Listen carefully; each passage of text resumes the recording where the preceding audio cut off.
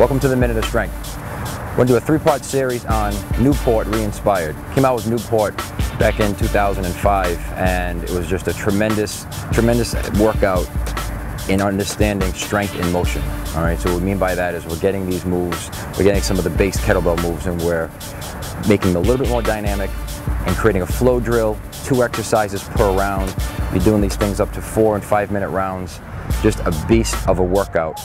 But once you create that efficiency, we've always got to go back to that fundamental base, and that's what we're going to show you today. We're going to take the round 2, which is a squat and press and a one-arm swing, and we're going to show you the vintage alternative to both of those and how to recreate that round to get you those, again, get that fundamental base built back again after you've created this wonderful efficiency. Always go back to the basics and build off a new platform. So check this out. So we've got our kettlebell, squat, and press. Bring it back to the shoulder, and we're squatting flat-footed. As we drive out of the squat, we press up overhead. The vintage version. Not only vintage in the tool itself, but also vintage in the way we perform the squat. Clean the bell to the shoulder. Feet. You can do this 2 ways. We can keep our heels together and come up on the toes, or take your feet about shoulder width and come up on the toes. I'll show you both variations. You're going to squat on the toes. As you drive out of this, drive out, drive the heels into the ground, press the bell up overhead. Pull it back to the shoulder, up on the toes. Squat deep. My hips are open, I'm driving my knee toward and past over my toe, but I don't want my knees to internally rotate. I want them right over the toe.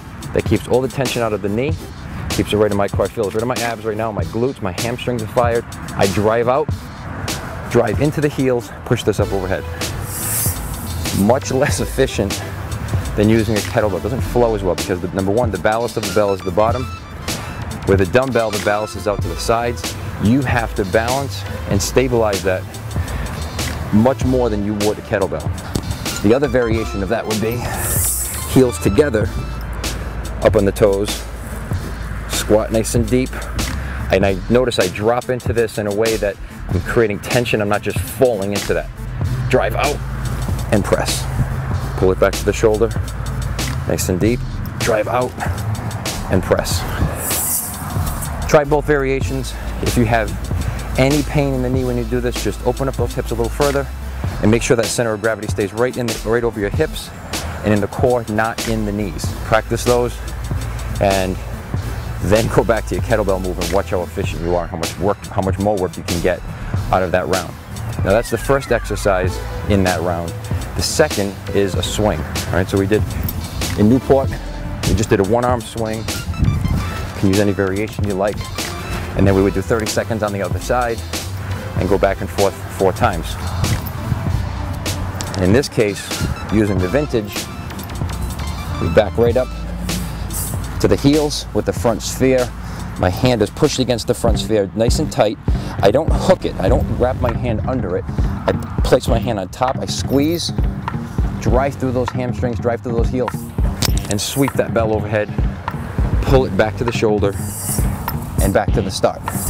So in this case, you do 30 seconds on each side, okay?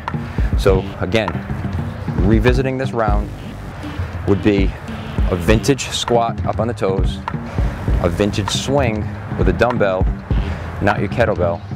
Just incorporate that vintage style into the entire DVD. So you can take every round and just revisit some of these exercises with the vintage version, and man, you'll get that much more out of the workout. Take the dust off that DVD if you haven't used it for a while. Put some vintage work in it, and you'll have a whole new game. Check it out.